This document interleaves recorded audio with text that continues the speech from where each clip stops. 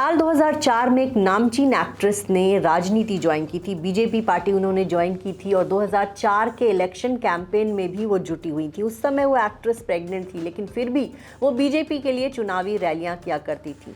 लेकिन एक बार ऐसा हुआ कि वो चुनावी कैंपेन के लिए उड़ान तो उसने भरी, लेकिन जमीन पर नहीं उतर पाई। आसमान में ही हेलीकॉप्टर क्रैश हो गया और वो प्रेग्नेंट हीरोइन चल बसी। जी हाँ, ये कहानी है सौंदर्या की। सौंदर्या जिनको हम फिल्म सूर्यवंशम के जरिए जानते हैं। वैसे तो वो साउथ की बहुत नामचीन एक्ट्रेस रही, लेकिन बॉलीवुड और हिंदी बेल्ट के लोगों ने उनको फिल्म सूर्यवंशम की वजह से पहचान मिली, क्योंकि अमिताभ बच्चन के साथ उन्होंने काम किया था। फिल्म में उन्होंने राधा ठाकुर का किरदार किया था और अपने एक किरदार की वजह से बॉलीवुड में हिंदी बेल्ट में कह सकते हैं कि उन्होंने काफ़ी पॉपुलैरिटी बटोर ली थी।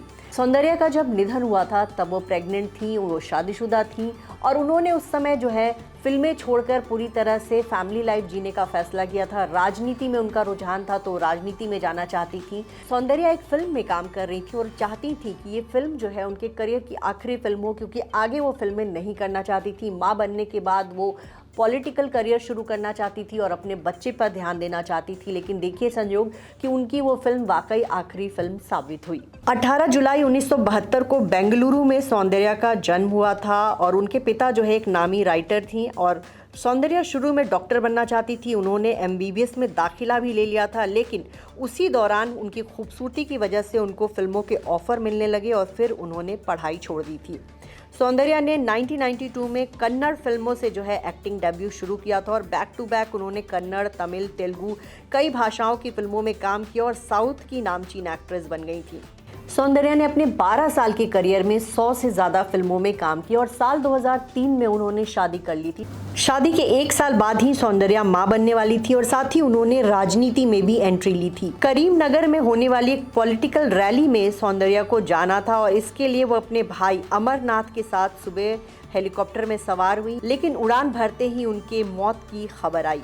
सौंदर्या के निधन के बाद उनकी प्रॉपर्टी को लेकर भी काफ़ी विवाद हुआ। आपको ये बताएं कि उन्होंने काफ़ी प्रॉपर्टी थी, उनकी बेंगलुरु में प्रॉपर्टी थी, आंध्र प्रदेश में प्रॉपर्टी थी और उनके भाई अमरनाथ उनके साथ काम करते थे। तो ऐसे में सौंदर्या ने अपनी कुछ प्रॉपर्टी अपने भाई के नाम भी कर दी थी, लेकिन जब उनका निधन हुआ तो उनकी सारी प्रॉपर्टी उनके पति रघु के पास चली गई थी, वहीं कुछ प्रॉपर्टी माँ के पास थी। ऐसे में सौंदर्या की भाभी और उनके भतीजे ने रघु पर केस किया। लंबे समय तक केस चला और फिर कुछ सालों बाद दोनों पार्टियों में सहमति बन गई और फिर उन्होंने प्रॉपर्टी का बंटवारा बातचीत के जरिए किया। सौंदर्या के निधन को 20 साल हो चुके हैं। 17 अप्रैल 2004 को उनका निधन हुआ था। कुछ दिन पहले ही उनकी डेथ एनिवर्सरी थी। सौंदर्या के निधन को लंबा अरसा बीत गया है, लेकिन उनके तमाम फैंस आज भी उनको याद करते हैं, क्योंकि वो ना सिर्फ एक टैलेंटेड पर्सन थी, एक टैलेंटेड एक्ट्रेस थी, बल्कि वो दिल की भी बहुत अच्छी थी। आपको बता दें कि उन्होंने 3 ऐसे स्कूल खोल रखे थे जहां अनाथ बच्चों को पढ़ाया जाता था। उन्होंने 3 अनाथालय खोल रखे थे और अपनी कमाई हुई जितने उनके पैसे थे ज़्यादातर वो समाज के लिए भलाई के कामों में लगाया करती थी। यही वजह है कि उनके निधन के बाद न सिर्फ उनके परिवार का नुकसान हुआ, बल्कि उन अनाथ बच्चों का भी नुकसान हुआ जिनकी पढ़ाई लिखाई का खर्च वो उठाया करती थी।